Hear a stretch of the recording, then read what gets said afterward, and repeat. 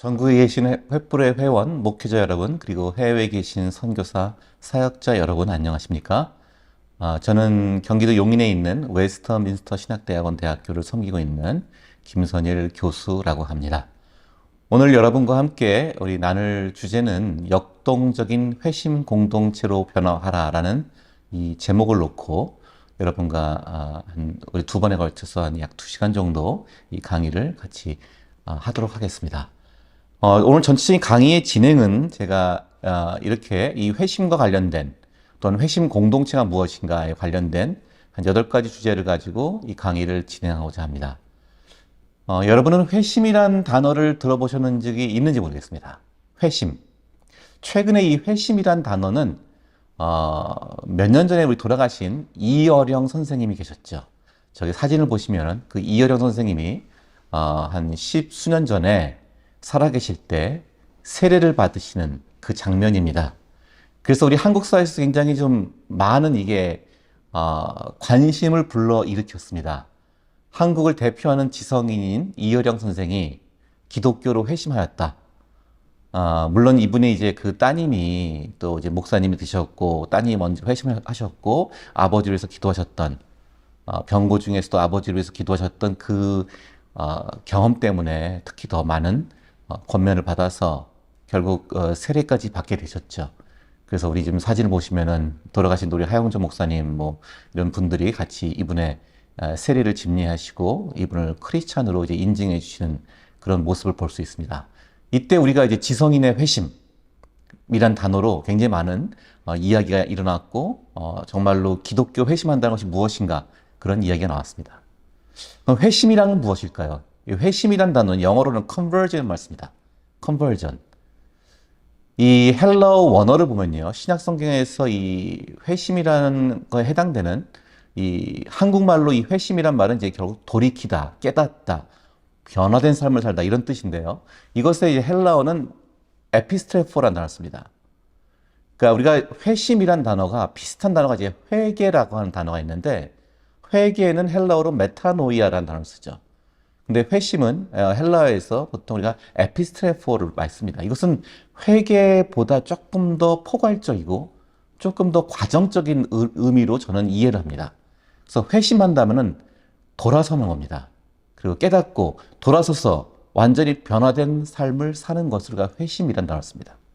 그래서 저는 개인적으로 우리가 이 회심이란 단어하고 같이 종종 많이 쓰는 게 개종이란 단어가 있어요. 개종이란 단어는 종교를 바꾸다는 얘기죠. 근데 저는 이 개종이란 단어를 보다는 회심이란 단어를 쓰는 것이 좀 더 우리 기독교적인 정확한 의미를 지닌다고 생각합니다. 왜냐하면 회심이란 단어는 이 마음을 변화시키는 거거든요. 마음을 바꾸는 거거든요. 개종은 그냥 종교 자체를 바꾸는 자신이 출석하고 있는 종교를 회원 누리는 종교를 바꾸는 정도의 의미가 될 수 있지만 회심이라는 것은 근본적으로 인간의 마음을 바꾸는 겁니다. 마음을 완전히 돌이켜서 새로운 삶을 산다는 좀 더 저는 근본적인 차원에서 회심이라는 단어를 훨씬 더 선호합니다. 그래서 어떤 분들은 conversion이라는 이 영어 단어를 개종이란 말로 번역하기도 해요. 근데 저는 개종이란 말보다는 좀 회심이라는 단어가 훨씬 더 우리에게 깊은 울림을 주는 의미라고 생각합니다. 왜냐하면은 이 회심은 기독교의 아주 고유한 독특성을 지니고 있는 이 의미입니다. 기독교는 원래부터 회심 종교였어요. 이 1세기에 기독교가 이제 그리스 로마 사회로 전파될 때 이 기독교의 특징이 있었습니다. 아주 독특한 특징은 뭐냐면요. 기독교는 회심 중심의 종교였다는 거예요. 제가 이걸 일단은 한번 개종이라는 단어로 한번 먼저 설명해 볼게요. 고대 그 1세기 사회에서 고대 종교들은 그 종교에 내가 가입을 한다. 그 종교인이 된다. 그 개종을 한다. 라고 할 때는 뭘 하냐면요. 그 종교에서 거행하는 의식에 참여하는 겁니다. 그냥 의식에 참여해서 제물을 드리고 거기서 그 종교의 제사장과 사제들로부터 하나의 가르침을 받는 것. 이 정도가 그 고대 종교들의 개종이었어요. 그래서 이들은 가장 중요한 것은 가서 희생제물 드리고 그 의식에 참여하는 것입니다. 그러니까 종교를 지금 개종이라고 했지만 사실은 엄밀한 의미에서는 개종이 아니라 종교를 하나 더 추가할 수가 있었습니다. 고대 사회는 다신교 사회였습니다. 그리고 사람들이 가는 곳마다 사는 곳마다 각각의 그 지역을 관장하는 신들이 있다고 생각했어요. 그래서 가급적이면 종교가 많으면 좋다고도 생각했죠. 다다익선이에요. 내가 외지인이었는데 로마 도시에 들어와서 살고 있어요. 그럼 내가 원래 고향의 종교가 있죠. 신이 있죠. 그 신도 나를 도와주지만 또 내가 지금 사는 곳에서 그 사는 마을에서 도시에서의 그 지역을 지배하는 신의 도움도 받아야 됩니다. 그러니까 신은 많을수록 좋아요. 그래서 고대 다신교 사회에서는 여러 신들을 섬깁니다. 거기서의 종교를 갖는다는 것은 여러 종교를 가질 수가 있어요. 하지만 초기 기독교의 개종은 그러한 다신교 사회하고는 완전히 다릅니다. 초기 기독교는 오직 기독교 신앙만을 배타적으로 고백할 것을 요구했습니다. 회심이에요. 마음이 완전히 하나로 향해야 됩니다. 마음은 두 개가 될 수 없어요. 여러 마음을 품을 수가 없어요. 근본적으로 내가 믿고 충성하고 내가 따르는 그 신은 오직 한 분 예수 그리스도여야 한다는 것입니다. 그래서 초기 기독교는 이 기독교를 믿는다는 것, 개종한다는 것은 전적이고 배타적인 헌신을 요구했습니다. 충성을 요구했어요. 그래서 기독교의 이 특징은 아주 배타적이고 독특한 회심을 요구하는 종교였습니다. 이게 기독교의 굉장히 중요한 특징이고 오늘날도 우리가 기독교 신앙을 다시 회복하고 교회를 새롭게 부흥시키는 데 있어서 가장 중요한 모티브가 되는 것은 바로 이 회심이라고 저는 생각합니다. 우리 기독교 역사는 사실은 이 회심의 사건들이 기독교 역사를 이끌어왔다고 해도 과언이 아닙니다. 지금 우리 보이는 화면에서 왼쪽에 있는 모습은 사도행전 9장에 나오는 다메섹 도상에서 사울이라고 하는 아주 율법과 하나님의 의를 자신이 잘 지킨다고 열심히 열정적으로 그것을 추종한다고 믿었던 청년이 예수 믿는 사람들을 죽이려고 다메섹으로 가다가 그 길가에서 가는 길에 전격적으로 예수님을 만나는 그 사건을 그린 그림입니다. 이 사울은 유대교인이었고 철저한 유대교인이었고 아주 율법에 큰 열심을 지닌 사람이었습니다. 그런데 그가 자신이 죽이고 핍박하려고 했던 예수 그리스도와 그를 믿는 사람들을 지금 죽이려고 가다가 예수님을 만나게 됩니다. 그리고 그가 말에서 떨어지고 쓰러지고 그 예수 그리스도의 빛을 보게 됩니다. 음성을 듣게 됩니다. 그리고 완전히 그가 다른 사람으로 회심하였습니다. 바울이 회심한 다음에 바울로 인해서 바울이 이방인 선교의 소명을 갖게 되었고 그 이방인 선교의 소명을 지닌 바울이 결국 예수 그리스도의 복음을 이스라엘 땅 바깥으로 그리고 유럽에까지 로마 제국까지 이르러서 그 복음을 전파하게 되었죠. 그리고 기독교가 오늘날 서구 기독교 문명이 형성되는 데 있어서 이 사도 바울의 역할이 지대했습니다. 기독교를 더 이상 이스라엘 안의 종교가 아니라 이 전 세계의 종교로 기독교 신앙으로 발전시키는 데 큰 역할을 한 사람이 바로 사도 바울이었죠. 오른쪽에 있는 사람은 성 어거스틴입니다. 우리가 아우구스티누스라고 부르기도 하죠. 어거스틴도 역시 이 고대 기독교에서 중세 시대로 넘어가는 그 과도기적 시기에 이 어거스틴이 원래 한때는 젊은 시절 굉장히 방탕했고 또한 이교도의 철학에 심취했었는데 그가 결국 다시 기독교 신앙에 관심을 갖게 되고 눈을 뜨게 되고 어머니의 기도로 인해서 그가 계속해서 영적인 문제로 신앙의 문제로 고민하고 갈등하다가 그가 이제 이탈리아의 밀라노 동쪽에 있는 그 카시치아쿰이라는 하는 정원에서 그가 이렇게 묵상하고 기도하다가 바깥에서 아이들이 들어서 책을 읽으세요. 들어서 읽으세요라는 아이들이 들어서 읽으라는 말을 듣고는 밖에서 아이들이 놀면서 하는 말인데 그 말이 자기에게 들리는 음성으로 그가 기억을 하고 성경을 펴서 읽었다 로마서를 읽으면서 그가 완전히 회개를 하고 그의 지난날의 삶을 다 청산하고 예수 그리스도께 돌아와서 오늘날 서구 기독교 사상을 근간을 이루는데 이 성 어거스틴이 큰 역할을 하게 됩니다. 거의 어거스틴에 의해서 서구 기독교 문명의 모든 또 이 기초가 형성되었다고 해도 과언이 아니에요. 이 어거스틴의 회심이 이런 기독교 문명을 또 만들게 되었습니다. 왼쪽에 있는 사람 보시면 또 그 동상이죠. 이건 우리 감리교의 창시자인 존 웨슬리죠. 존 웨슬리는 원래 기독교 집안에서 자라고 목사님까지 되었다가 그래도 불구하고 그가 진정한 예수 그리스도를 인격적으로 체험하고 성령에 사로잡히는 그런 회심의 경험은 그 나중에 하게 됩니다. 그래서 올더스 게이트 집회에서 루터의 로마서 주석 서문을 읽어주는 그 시간에 그가 마음이 뜨거워지는 경험을 하게 되고 그의 인생이 완전히 바뀌면서 그가 그리스도께 전적인 헌신과 성령의 그를 완전히 충만케 하시는 경험을 하게 됩니다. 그래서 존 웨슬리 이후로 또한 성결 오순절 전통이라고 하는 큰 기독교의 우리 개신교의 큰 전통이 세워지게 되죠.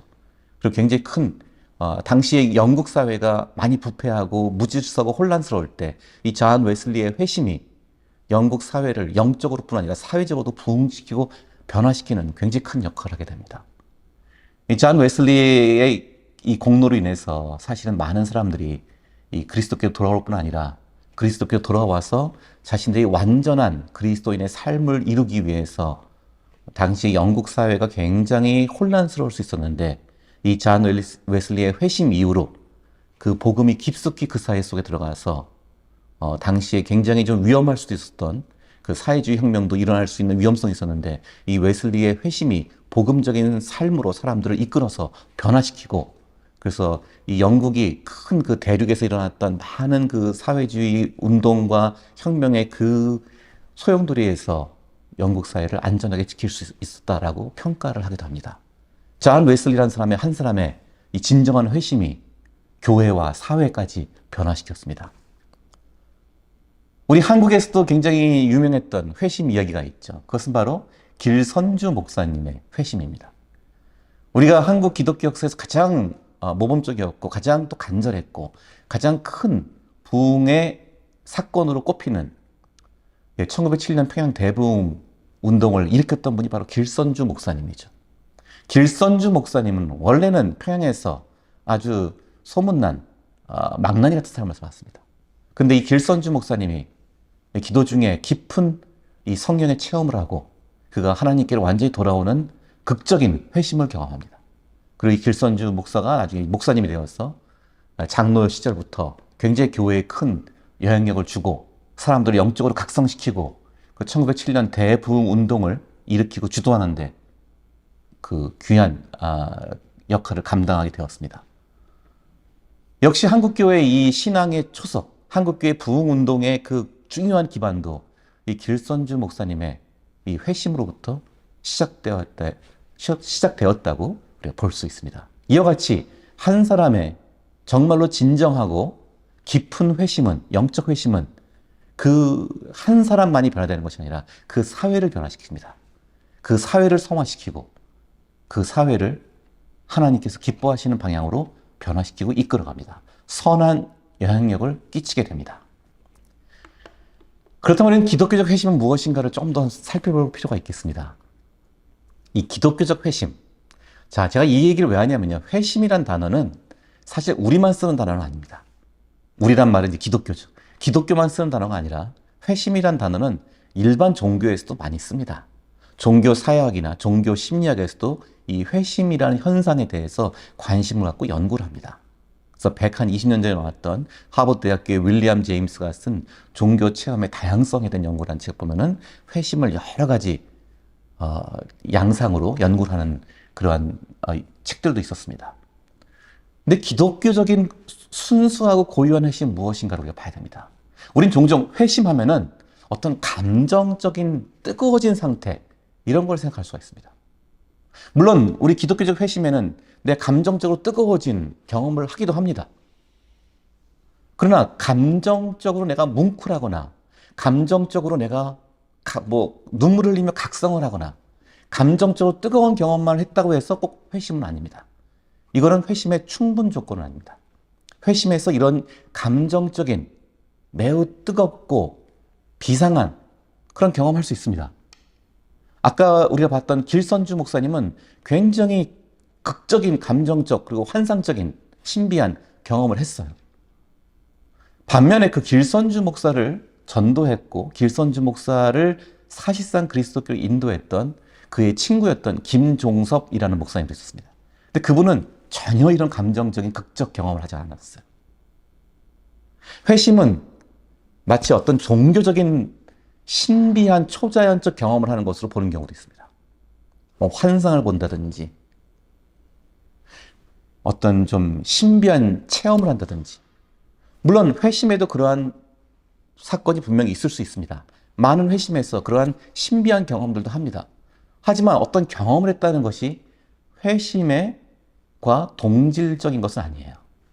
경험이 포함될 수 있습니다. 그러나 회심은 경험 그 이상입니다. 기독교적 회심은 종교적인 경험보다 더 중요하고 더 근본적인 것을 가리킵니다. 또는 회심을 지적 동의를 보는 사람들도 있어요. 그냥 회심한다는 것은 내가 예수 그리스도가 구세주라는 것을 내 머리로 알고 동의하고 그리스도가 하나님이 유일하시고 예수 그리스도만이 구원의 길이라는 것을 그냥 동의하는 것, 지적 동의 수준으로 보는 경우도 있습니다. 물론 반드시 중요합니다. 우리가 지적으로 하나님을 알고 예수 그리스도가 구세주 되심을 믿고 고백해야죠. 동의해야죠. 하지만 회심은 또한 지적 동의 그 이상입니다. 그것도 포괄하지만 그 이상입니다. 혹은 회심을 어떤 우리의 열정적인 삶으로 내 의지적으로 뭔가 변화된 삶을 실천하는 것, 선한 삶을 사는 것, 그래서 내 삶을 개선시키는 것, 그런 열정과 의지로 보는 경우도 있습니다. 회심에는 분명히 그런 열정적인 의지와 삶의 개선도 수반합니다. 포함합니다. 하지만 그것이 기독교적 회심의 핵심은 아닙니다. 기독교적 회심의 핵심에는요, 인격적 관계가 있습니다. 이것이 다른 모든 종교의 회심과 구별되고 차별되는 것입니다. 우리가 기독교적인 회심이라는 것은 뭐냐? 예수 그리스도와의 만남입니다. 예수 그리스도를 대상으로 충성하는 것입니다. 그래서 기독교적 회심은 인격적 대상과의 관계예요. 감정이나 경험이나 지적 동의나 열정 그 너머에 더 중요한 근본은 예수 그리스도를 만나는 것이고 예수 그리스도께 충성하는 순종하는 인격적 관계를 맺는 것입니다. 그래서 기독교적 회심은 예수 그리스도께 나아와서 그를 믿고 그와 연합하는 변화된 삶을 시작하는 것입니다. 제가 여기서 예수 그리스도께서 나아와서 그러니까 turning to Jesus Christ 그리스도께로 내 삶을 돌이켜서 돌아서서 그리스도께로 향해야 됩니다. 그리고 그를 믿어야 합니다. 회개하고 그를 믿음으로 받아들이고 그래서 우리가 구원을 받습니다. 거기서 끝나는 것이 아닙니다. 그와 연합하는 변화된 삶을 시작하는 것이에요. 제가 여기서 강조점은 변화된 삶을 시작하는 것이라고 합니다. 변화된 삶을 이루거나 완성하는 것은 못해요. 그거는 이제 우리가 계속되는 성화의 삶이죠. 그러나 회심은 그 변화된 삶을 시작하는 것입니다. 예수 그리스도께 나와서 그를 믿고 그와 연합하는, 그와 하나 되는 변화된 삶을 시작하는 것입니다. 이번 횃불의 우리 주제가 이 함께하는 교회, 함께 사는 목회입니다. 우리 연합이라는 얘기를 하고 있습니다. 근데 이 연합이란 단어는 우리 기독교적 회심에서도 매우 중요한 단어입니다. 예수 그리스도와 연합하는 삶을 사는 것이 그 삶을 시작하는 것이 바로 기독교적 회심이기 때문입니다. 그런 의미에서 이 회심을 우리가 좀 한번 이해하는 두 가지 관점을 제가 한번 보겠습니다. 우리가 보통 회심한다, 회심했다 하면은 경계적 관점에서 많이 봐요. 자, 경계적 관점이라는 것은 뭐냐면요. 경계가 분명히 그어져 있습니다. 그래서 회심 전과 회심 후가 달라지는 겁니다.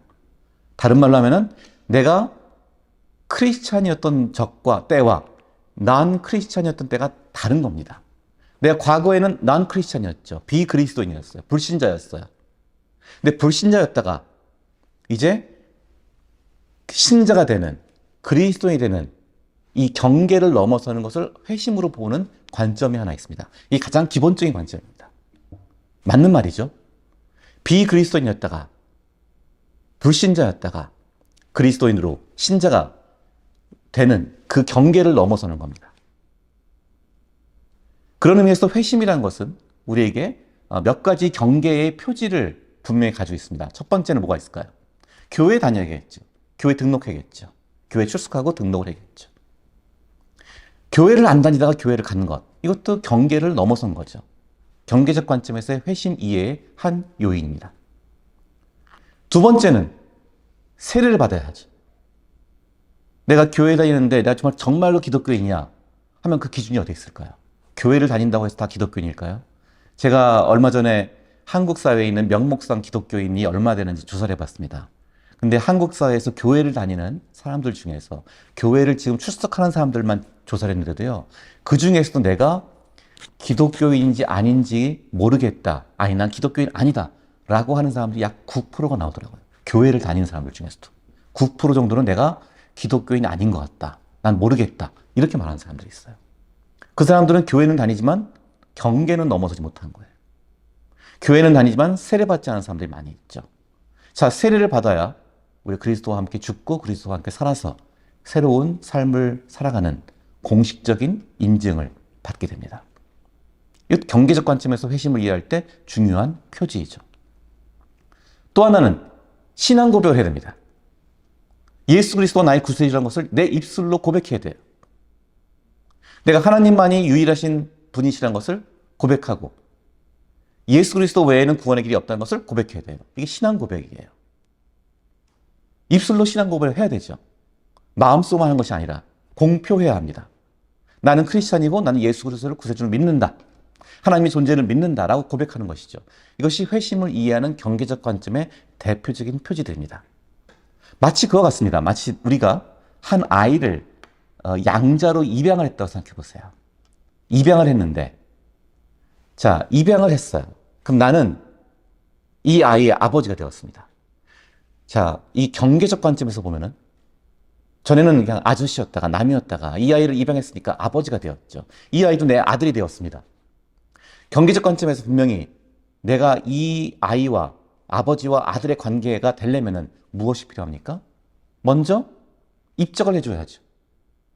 내 가족으로, 내 아들로 입적을 시켜줘야죠. 교회 등록과 같아요. 그죠? 그리고 같이 살아야죠.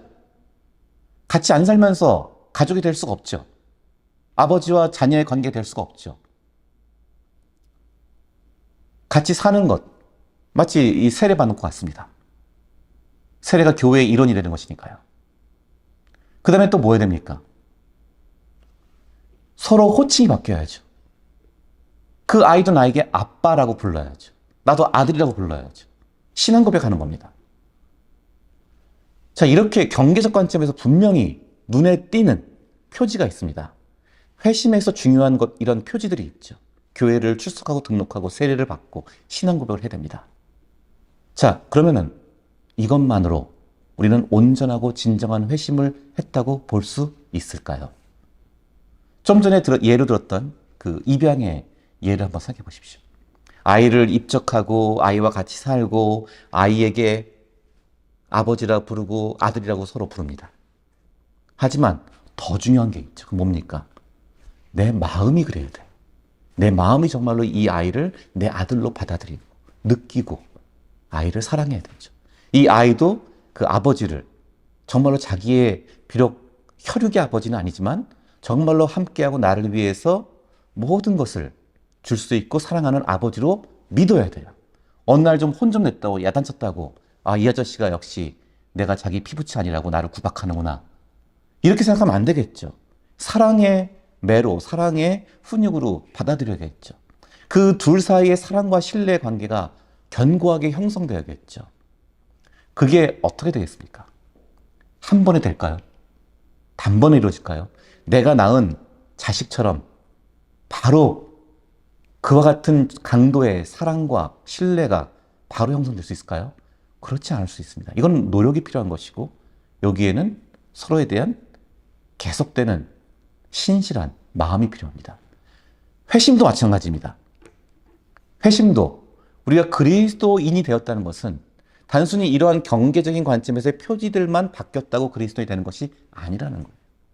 실제로 이런 상태에서 그리스도인으로 있다가도 많은 사람들이 기독교를 떠나기도 합니다. 오늘날 가난한 성도 현상이 일어났죠. 탈교 현상이 일어나고 있죠. 사실 그게 왜 그러냐? 온전한 진정한 회심에 이르지 못했기 때문일 수도 있어요. 물론 교회가 실수했고 교회로 인해 상처받아서 사람들이 교회를 떠나기도 하지만 온전한 회심에 이르지 못해서 교회를 떠나기도 하고 가난한 성도가 되기도 합니다. 그래서 우리가 회심이라는 것은 좀 진정성 있는 회심을 추구할 필요가 있습니다. 그래서 두 번째로 제가 소개하는 관점은 회심을 이해하는 중심적 관점입니다. 자, 이 회심을 이해하는 이 경계적 관점과 이 중심적 관점이라는 것은 저명한 선교학자, 미국의 트리니티 신학대학원에서 선교학 교수였던 폴 히버트라는 분이 정립한 이론을 제가 지금 설명하는 것입니다. 이 회심을 이해하는 중심적 관점은 뭐냐면요. 이 회심에서 중요한 기준은 어디에 있느냐? 아까는 경계를 얘기했잖아요. 여기서는 무엇을 중요한 기준으로 보느냐? 중심을 봅니다. 그 중심에 뭐가 있느냐? 그 중심에 우리가 기독교인이 되었다. 그리고 기독교적 회심을 했다. 그럼 그 회심의 목표, 목적지는 어딘가? 그 중심은 어딘가? 그 길로 나아가야 됩니다. 그 중심에는 그리스도와의 연합이 있습니다. 내가 그리스도와 하나 된 삶을 사는 것. 그리스도와 연합된 경지에 이르는 것. 그리스도와 하나가 되어서 내가 믿고 살고 행동하고 실천하는 것. 그리스도와 연합이 있습니다. 그래서 회심이란 무엇이냐? 경계의 문제가 아니라 회심이라는 것은 마음의 문제이고 중심의 문제라는 거예요. 내 마음의 중심이 그리스도께로 가고 있느냐? 그리스도인은 진정한 그리스도인 누구냐? 그리스도와 연합된 삶으로 나아가는 사람이에요. 진정으로 회심한 사람은 누구냐? 나의 지식과 나의 감정과 나의 의지와 나의 행동과 나의 모든 사회적 삶에서 그리스도와의 연합된 삶으로 그 중심을 향해서 나아가는 사람이 회심한 사람이라는 거예요. 여기서의 회심은 방향이 중요합니다. 아까는 경계가 중요했죠. 몇 가지 표지들을 하느냐 안 하느냐가 중요했죠. 이 회심을 이해하는 중심적 관점에서는 그리스도에 연합된 삶으로 내가 나아가고 있느냐, 내가 변화되고 있느냐, 내가 그 중심으로 향하고 있느냐가 중요해요. 진정한 그리스도인은 그 길을 향해서 가고 있는 사람들이에요. 비록 지금은 불완전해요, 부족해요, 미흡한 점이 있어요. 그러나 나의 삶의 궁극적 목표와 지향성이 그리스도와 연합으로 계속 나아가고 있느냐 중요해요. 그렇게 변화되고 있느냐가 중요한 거예요. 그럼 비그리스도인은 뭘까요? 비록 교회를 안에 있을 수도 있어요. 교회 안에 있을 수도 있고 교회를 다닐 수도 있어요. 혹은 입술로는 그리스도인이라고 말할 수도 있어요. 하지만 그리스도와의 연합된 삶에 관심이 없어요. 그리스도 안에서 같이 산다는 것을 인식이 없어요. 그리스도께서 내 삶을 주장하시고 내 삶을 지배하시고 내가 그리스도의 제자로 그분께 순종한다는 인식이 없어요. 그런 사람들은 그리스도와 연합된 삶이 아니라 그리스도와는 멀어지는 삶을, 그리스도와는 무관한 삶을, 그리스도를 생각하지 않는 삶을 살게 되죠. 그런 사람들이 비그리스도인들이라는 거예요. 비록 교회 안에 있다 할지라도 그들은 탈교회 될 수 있고 신앙으로부터 점점 멀어질 수 있다는 거죠. 그래서 진정한 그리스도인, 온전한 회심을 한 그리스도인이라면 그리스도와 연합된 삶을 향해서 나아가야 합니다. 그래서 이 회심의 여정이라는 것은, 회심은 한 번에 일어나는 사건이나 순간이 아니라 바울처럼 다메섹 도상에서 전격적으로 예수를 만나서 그가 완전히 뒤집어진 삶을 사는 케이스도 있지만 어떤 경우에는 많은 경우의 회심은요, 여정으로 진행됩니다. 회심의 여정에는 크게 한 3가지 단계를 말할 수 있습니다. 첫 번째는 탐구의 단계입니다. 무엇이 진리인가? 하나님은 누구신가? 예수는 어떤 분이신가를 탐구하는 겁니다. 이걸 구도자란 말 쓰죠. 혹은 찾는 이란 말 쓰기도 합니다. 많은 사람들이 이 긴 탐구의 과정을 거칩니다. 고민을 하고 탐색을 합니다. 내 인생을 정말로 의미 있게 하고 가치 있게 행복하게 하는 것이 무엇인가를 찾기 시작합니다. 그리고 그것을 위해서 기독교 신앙에도 관심을 갖게 되고 교회의 문을 두드리기도 합니다. 그러나 아직 그리스도께 내 삶을 드리지 않았습니다. 그리스도를 나의 인격적 구세주로 영접하지 않았습니다. 이게 탐구 단계죠. 두 번째 단계는 헌신 단계입니다. 이 탐구의 단계에서 종교 혹은 기독교 신앙을 탐구하다가 이제 누군가를 만나서 신앙의 권면을 듣게 되고 계속해서 신앙에 대해서 배우고 신앙을 경험하다가 궁극적으로 예수 그리스도를 구세주로 믿고 내 삶을 드리는 헌신을 하게 됩니다. 우리가 결신이란 말 쓰기도 하죠. 이게 회심의 가장 중심에 있죠. 회심은 이 헌신이 일어나야 됩니다. 예수 그리스도께 대한 헌신이죠. 예수 그리스도를 믿고 내 삶을 회개하고 그의 제자가 되는 삶으로 사는 것입니다. 세 번째 단계는 변화된 삶의 단계예요. 이거를 우리가 성장 혹은 형성 이런 말 쓰는데 formation이라는 말 쓰기도 하는데 좀 더 제가 좀 명확한 말로 바꾸면 변화된 삶을 사는 것입니다. 탐구의 단계에서 헌신하게 되고 그 헌신은 변화된 삶으로 이어져야 합니다. 그래서 회심의 여정이라고 우리가 할 때는 크게 이 3단계를 말합니다. 탐구 단계는 회심 전 단계죠. 헌신은 회심에 들어선 단계입니다. 그리고 변화된 삶은 그 회심을 공고히 하면서 그 회심을 진정한 중심으로 이끌어가는 것을 변화된 삶이라고 합니다. 그래서 기독교적 회심은 이 변화된 삶을 목표로 해야 됩니다. 우리의 헌신, 그리스도께 대한 헌신, 그리스도께 대한 결신이라는 것은 변화된 삶으로 이어지지 않으면 행함이 없는 믿음은 죽은 믿음이다 라고 한 것처럼 우리의 회심의 진정성이 증명되지 않습니다. 믿음은 우리의 지적인 동의가 아니라 단순히 감정적인 경험만이 아니라 우리의 삶의 전 영역에서 예수 그리스도와 연합하고 예수 그리스도와 하나된 예수 그리스도와 함께 변화된 삶을 사는 것입니다. 그 삶을 시작하는 것이 바로 회심입니다. 그래서 회심은 기독교적인 삶의 좋은 출발이다 이런 말도 해요. 좋은 출발. 기독교적으로 좋은 삶을 살 수 있는 출발점이라는 거예요. 이 회심을 우리가 목표로 하고 이 회심을 중요한 가치로 여기는 목회, 교회 공동체가 우리가 삼아야 할 중요한 가치가 될 것입니다. 이 회심은 그리스도와 연합된 삶으로 사람들을 인도하는 것이고 그리스도와 함께하는 교회 공동체를 만드는 그 과정의 출발이 될 것입니다. 회심을 종종 우리가 이렇게 회개와 믿음이라고 하는 좀 종교적이고 영적인 차원만을 얘기하는 경우가 있습니다. 내가 예수 믿고 구원받고 천국 간다. 자, 이게 가장 우리에게 중요한 신앙의 앞으로 우리가 경험할 여정이죠. 그런데 믿고 나 혼자 구원받고 개인 구원받고 천국 가는 것이 하나님께서 우리를 부르신, 우리를 돌이키게 하신 그 플랜 전체는 아니라는 거예요. 하나님 우리로 하여금 변화된 삶을 살고 경험하고 그 변화된 삶을 나누고 실천하기를 원하십니다. 그래서 이 기독교적 회심, 기독교인이 된다는 것에는 이 회심을 위해서 우리가 전도를 해야 되는데 그 전도와 회심이 단순히 영혼 구원만이 아니라 우리가 속한 사회, 이웃, 지역 공동체를 변화시키는 삶으로 나가야 한다라는 측면에서 이 회심을 보는 접근들이 있습니다. 대표적인 책을 제가 한 2권을 소개하는데 하나는 로널드 사이더라고 하는 분이 쓰신 물 한 모금 생명의 떡이라는 책입니다. 이 책은 나온 지가 좀 오래됐는데 이 로널드 사이더는 복음주의 기독교 윤리학자예요. 돌아가신 분인데요. 이 로널드 사이더가 말하는 이 물 한 모금 생명의 떡에 나오는 내용들은 뭐냐면요. 전 세계에서 복음 사역과 복음 전도와 그리고 사회적 봉사를 이웃 사랑의 실천을 같이 통합적으로 추진하고 있는 그것을 실천하고 있는 사역들, 교회들의 사례들을 모은 책입니다.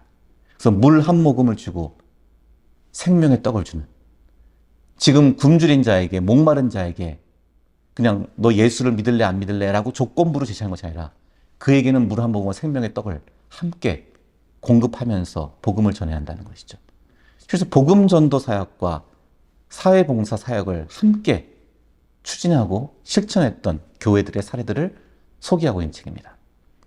또 한 권의 책은 회심이라는 책이 있어요. 짐 월리스라는 분이 쓴 이 회심이라는 책. 이 짐 월리스는 미국 트리니티 신학대학원의 출신인데요. 이분은 회심에 대해서 회심을 너무 좁은 의미에서 영혼 구원만을 생각하고 천국 가는 것만을 생각하는 회심을 우리가 벗어나고 더 확장되어야 한다는 주장을 합니다. 그래서 이분은 회심의 총체성과 사회적 제자도를 모색한 이 회심을 얘기합니다.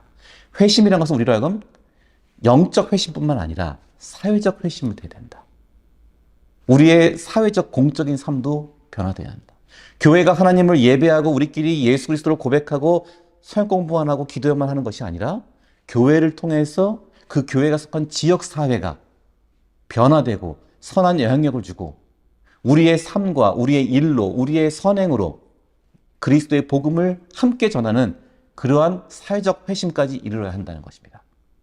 잔 웨슬리나 루터도 그는 중요한 말이죠. 잔 웨슬리 그런 말 했다고 그러죠. 당신이 진정으로 회심하려면 당신의 호주머니가 회심해야 한다. 우리가 경제적인 삶도 회심해야 한다는 거예요. 사람을 보는 우리의 관점도 바뀌어야 합니다. 사도행전 10장에 보시면은 베드로가 이 고넬료를 만나는 사건이 일어나죠. 베드로가 고넬료를 만나면서 고넬료의 집에 성령이 이미 역사하시고 하나님을 그들이 믿고 있는 것을 보면서 뭐라 그럽니까? 내가 이제 참으로 하나님은 사람의 외모를 보지 않냐시고 그 중심을 보시는 것을 내가 깨달았다 그래요. 그리고 그리스도께서 만유의 주님이시라는 것을 내가 이제야 깨달았다라고 그래요. 자기가 유대인으로 민족주의적 혈통적 관점에서만 사람들을 봤는데 사람들을 이렇게 등급을 나눴는데 하나님께서는 민족과 혈통을 넘어서 모든 사람을 사랑하시고 초대하시고 용납하신다는 것을 베드로가 깨닫기 시작한 거예요. 그것을 베드로가 듣긴 들었을 거예요. 모르진 않았을 거예요. 그러나 그 고넬료 집에서 일어났던 성령의 사건을 보고 베드로가 완전히 선교적 회심을 했다고 그래요. 사람을 보는 관점이 달라졌다는 거죠. 우리에게 사회적 회심도 필요합니다. 공적인 회심 또는 소명의 회심도 필요해요. 내 직업의 회심, 내 직업, 내가 하는 일도 일터에서 하는 일도 회심해야 돼요. 내 생계만을 위해서 내 커리어를 더 드높이기 위해서만 일하는 것이 아니라 이 자체가 나의 소명이고 하나님의 기뻐하시는 일이 돼야 되는 겁니다. 그래서 일터에서의 회심, 내 소명과 직업에서의 회심도 수반되어야 합니다.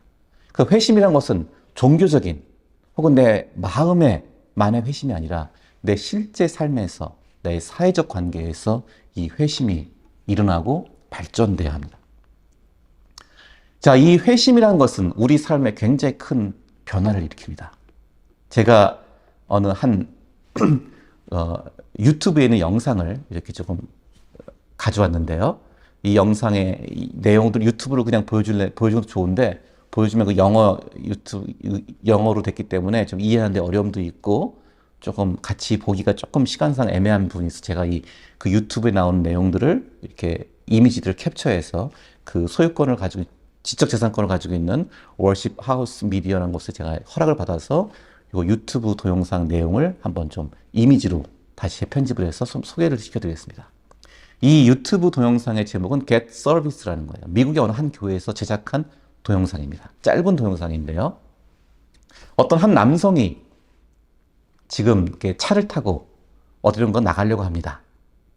자, 제목은 Get Service예요. 서비스니까 뭔가 봉사를 받으라. 뭔가 너에게 뭔가 서비스가 필요하다. 이런 말이겠죠. 자, 한 사람이 지금 차를 타고 나가려고 합니다. 차를 뒤로 딱 후진해서 빼려고 하는데 웬 꼬마아이 남자아이가 저 스케이트보드라고 하죠. 저걸 타고 확 그 뒤로 지나가는 거예요. 그래서 그 아이를 칠 뻔했어요. 깜짝 놀랐어요, 이 사람이. 그래서 막 투덜댑니다. 아니, 제 엄마는 뭘 하고 저 애를 갖다 저렇게 내버려둬서 제가 이렇게 그냥 부주의하게 저거 타다니다가 사고 나면 어떡하려고. 참 그러면서 이 사람이 이제 투덜투덜대면서 이제 차를 몰고 나갔습니다. 예, 이 아이가 뒤에 있으니까 아주 이 아이 때문에 깜짝 놀랐죠. 자, 그리고 이제 차를 몰고 나갔습니다. 나갔는데 길이 막히는 거예요. 그 밑에 자막이 좀 있는데요. 우리 영어 잘 되신 분들 한번 알아서 보시고요. 막 길이 막히니까 또 이제 투덜대는 거예요. 오늘 또 그냥 항상 매일마다 차가 막히는구나. 자, 어쩌면서 우리 많은 사람들이 일상도 이렇죠. 자, 그리고 이제 이 사람이 이제 카페에 가려고 주차장에 들어서는데 딱 들어서려고 하는데 웬 빨간 차가 먼저 확 들어오는 거예요. 아주 짜증이 났습니다. 다른 차가 먼저 확 잽싸게 들어와서 자기 빈 자리를 먼저 차지해버린 거예요. 이 남성분 또 이제 좀 짜증이 나고 화가 났죠. 어쨌든 먼 곳에 차를 주차하고 다시 이제 카페로 들어섭니다. 카페로 들어왔더니 줄이 긴 거예요. 아이고, 오늘도 이게 줄이 길어서 또 지겹다 하면서 그냥 또 이분이 이제 또 투덜대고 그냥 그렇게 시간을 보냅니다. 자기 차례가 됐습니다. 자기 차례가 돼서 주문을 했더니 갑자기 앞에 다른 거 주문했던 사람이 막 또 껴들어와서는 나 하나만 더 추가할게요 하는 거예요. 그러니까 이 사람이 지금 아주 황당해하죠. 손을 벌리면서 이 뭐 하는 건가 그러죠. 자, 이 사람 아주 또 그때 또 불평할 것이 하나 더 추가되었습니다. 그리고 자기 자리에 돌아가서 앉았습니다. 앉아서 이제 하염없이 기다리고 있는데요. 갑자기 그 사람 앞에 웬 흑인 남자가 나타납니다. 너 당신 누구냐고 바라봅니다. 그랬더니 이 흑인 남자가 아무런 말 없이 get service라고 하는 단어, 이 글자가 새겨진 안경 케이스를 줍니다. 뭔가 도움받으라. 뭐 이런 말이죠. 너에게 뭔가 변화가 필요하다. 이런 말이겠죠. 그 안경 케이스를 열어보니까 그 안에 안경이 있습니다. 그래서 이 사람이 그 안경을 씁니다. 이게 뭔가 하고 안경을 쓰고 이렇게 주변을 둘러봅니다. 둘러봤더니 갑자기 그 카페에 앉아있는 사람들, 좀 전에 자신의 줄에 먼저 와서 자신을 지겹게 기다리게 했던 사람들, 그 사람들의 마음이 보이는 거예요. 예, 우리나라 옛날 드라마, 전에 했던 드라마 중에 네 목소리가 들려, 마음의 소리가 들린다는 그런 드라마가 있었는데 이 사람도 그 안경을 끼니까요, 사람들의 마음이 보이기 시작하는 거예요. 그 카페에 앉은 사람들의 마음이. 그래서 한 사람 한 사람을 봤습니다. 저 혼자 앉아있는 사람은, 여성분은 그 고통의 두려움 때문에 관계를 피하는 사람이에요. 다른 사람 관계 맺는 것이 굉장히 고통스럽고 많은 상처가 있어서 사람들을 피하고 있는 그런 여인입니다. 또 이렇게 혼자 앉아있는 남자는 진정한 친구를 찾지 못해서 진정한 우정을 경험하지 못한 외로운 사람이었어요. 또 다른 사람은 아이와 함께 있는데 이 아빠는 최근에 실직을 했습니다. 직장을 잃었어요. 다들 사람들마다 슬픈, 아픈, 힘든 사연들이 있는 것을 보게 되는 겁니다. 그래서 이 남자가 그 안경을 쓰고 사람들 보다가 너무 깜짝 놀랐어요. 그러다가 지금 그 카페 종업원이 이 사람의 시켰던 음료를 가지고 옵니다. 갖다 주는데 보니까 이 종업원도 지금 중독, 그것이 무슨 알코올 중독인지 무슨 포르노 중독인지 모르겠지만 그런 중독과 힘겹게 싸우고 있는 사람이었어요. 파이팅 어딕션, 중독에 지금 시달리고 있는 사람이었어요. 막 이런 사람들이 이런 모습이 이 사람 눈에 보이기 시작합니다. 안경을 쓰니까. 그래서 뭐 이 사람이 당황해서 막 나왔어요. 문을 열고 나왔더니 그 앞에 담뱃대를 물고 껄렁껄렁한 덩치 큰 남자가 너 뭐야? 라고 딱 소리칩니다. 좀 거칠고 무리하고 무서워 보이는 남자였죠. 그런데 그 사람도 보니까 그 사람은 지금 누군가 자기를 끌어안아 주기를, 누군가 자기를 포용해 주기를 기다리는 사람이었어요. 누군가 자기를 감싸주기를 기다리는 사람이었어요. 겉으로는 굉장히 거칠고 무례하고 아주 껄렁껄렁해 보이는 남자였지만 그 사람의 마음은 누군가 자기를 좀 포용해주고 용납해주기를 바라는 사람이었어요. 그리고 막 자기 차로 달려갑니다. 자기 차로 주차장으로 달려갔는데 아까 자기가 주차장 들어올 때 자기보다 먼저 차를 새치기해서 주차장 공간을 뺏은 사람이 있죠. 그 여자분. 그 여자분이 보이기 시작합니다. 그 여자분을 봤더니 그 여자분은 최근에 자기의 가장 최고 절친을 잃은 사람이었어요. 자기 가장 친한 친구를 잃어서 너무 슬픈 사람이었습니다. 너무 슬픔에 빠져 있어서 그냥 운전할 때 아마 좌우도 보지 않고 그냥 들어갔는지 몰라요. 이 한 사람 한 사람이 이해가 되기 시작한 거예요. 이 사람이 이제 그래서 차를 몰고 다시 갑니다. 그 안경을 쓰고 봤더니 주변에서 보이는 사람들의 그 아픔이 보이고 필요가 보이고 그때 고통이 보이는 겁니다. 한 사람은 저기 위에 있는 여성은 남편과 막 싸우고 있는 사람이었어요. 저 대각선 쪽에 남자는 지금 차가 고장나서 뭔가 누가 나를 좀 도와줘야 되는 도움이 필요한 사람이었어요. 저 아래에 있는 젊은 여자아이는 집을 떠나서 가출한 지 3일 된 여자아이였습니다. 사람들을 볼 때 전에는 겉모습만 보고 외모만 보고 무심하게 그들을 평가하고 판단하고 짜증도 내고 기분 나빠했었는데 이 안경을 쓰고 보니까 Get Service라는 안경을 쓰고 보니까 사람들의 필요와 결핍과 아픔과 힘든 것들이 보이기 시작하는 거예요. 그래서 이 사람이 다시 이제 집으로 돌아갑니다. 이 희한한 안경을 쓰니까 자신의 시선이 달라진 것을 보기 시작했습니다. 그때 다시 아까 자기가 차를 뺄 때 자기 길을 막았던 이 소년이 또 지나갑니다. 아까는 굉장히 짜증냈었죠. 그리고 왜 애를 갖다 저렇게 그냥 방치시키나 하고 굉장히 기분 나빠했었죠. 근데 그 아이의 마음도 보이는 거예요. 그 아이를 보니까 그 아이는 지금 누군가 자기를 돌봐줄 사람을 필요로 하는 거예요. 너무 심심하고 너무 외롭게 있는 아이예요. 그 아이를 표정에서 누군가 자기를 돌봐줄 사람을 원한다는 것을 보게 된 거예요. 그래서 아까는 짜증내고 투덜댔지만 이 아이에게 이 남자가 가서 다가갑니다. 다가서 부르고 너 누구니? 나랑 같이 놀까? 우리 이웃인데 서로 소개하면서 같이 대화를 시작합니다. 그래서 이 사진 보면 게릿 그러죠? 당신은 그 새로운 삶을 서비스를 받았느냐? 당신 새롭게 당신의 시선이 바뀌게 되었느냐라는 질문을 합니다. 저는 이 이미지를, 이 동영상을 보면서 굉장히 큰 감동받았어요. 진정한 기독교적 회심은 예수 그리스도의 눈으로 사람을 보게 합니다. 저는 이것이 굉장히 중요한 우리의 기준이라고 봐요. 우리가 회심했다는 것은요, 사람을 보는 눈이 달라져야 합니다. 사람들을 겉으로만, 외모로만 보는 것이 아니라 그 사람의 내면과 중심과 그 깊은 곳에 있는 아픔과 필요를 헤아리고자 하는 그 마음과 눈을 가져야 돼요. 그건 예수 그리스도의 눈으로 봐야 돼요. 우리가 예수 그리스도와 연합하는 것이 회심의 목표라고 했습니다. 그 진정한 회심이라는 것은 예수 그리스도와 같은 마음을, 예수 그리스도의 눈을, 예수 그리스도의 시선을, 예수 그리스도의 그 마음을 지니는 것입니다. 제가 좋아하는 찬송 중에 이런 찬송이 있어요. 여러분도 다 아시는 찬송이겠죠. 아버지 당신의 마음이 라는 찬양입니다. 아버지 당신의 마음이 있는 곳에 나의 마음이 있기를 원해요.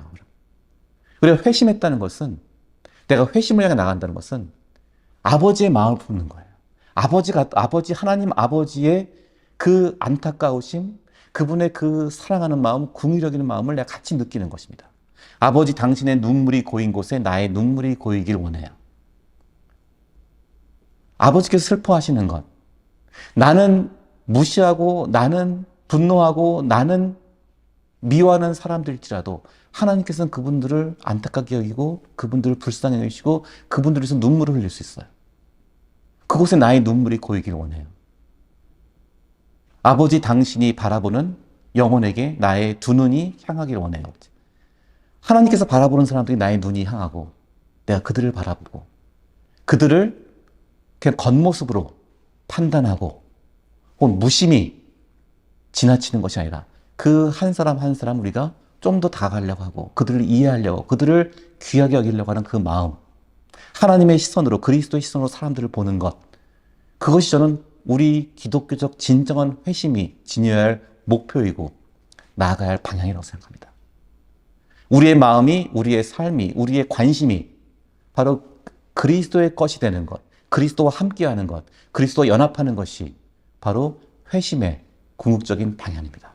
우리가 말하는 회심은, 제가 말하는 회심은, 이 기독교적으로 진정성 있는 회심은 바로 그 예수 그리스도와 연합된 삶에서 예수 그리스도의 눈으로 사람들을 바라보고, 예수 그리스도께서 그들을 섬기시고 그들을 위해서 하시는 일에 내가 동참하는 것이 바로 진정한 회심의 사역이자 우리가 온전한 회심을 경험하는 길이라고 생각합니다. 그래서 이 회심이라는 것, 단순히 믿고 나 혼자 천국 가고 구원받는 것이 아니라 회심을 통해서 우리는 그리스도의 제자의 삶을 시작하는 것입니다. 그리스도와 하나 된 삶을 시작하는 것입니다. 그리스도와 연합된 나의 삶의 변화를 일으키고 그 변화를 내가 실천하는 것이 바로 진정한 기독교적 회심입니다. 우리가 이 회심의 이러한 회심이 기독교 신앙의 중심이고 또한 교회를 이끌어가는 가장 강력한 동력이 되어야 한다고 저는 믿습니다. 그때 우리가 진정으로 하나님께서 원하시는, 하나님께서 우리를 부어주시는 영적이고 온전한 부흥을 경험할 수 있을 거라고 봅니다. 회심에 초점을 맞추고 회심을 중심으로 삼고 회심을 사역의 중요한 목표로 삼는 그런 역동적인 회심 공동체가 어떠한 모습이어야 되는지, 어떠한 형태로 나타나야 할지에 대해서는 우리 또한 다음 시간에 좀 더 이어서 이 강의를 진행하도록 하겠습니다.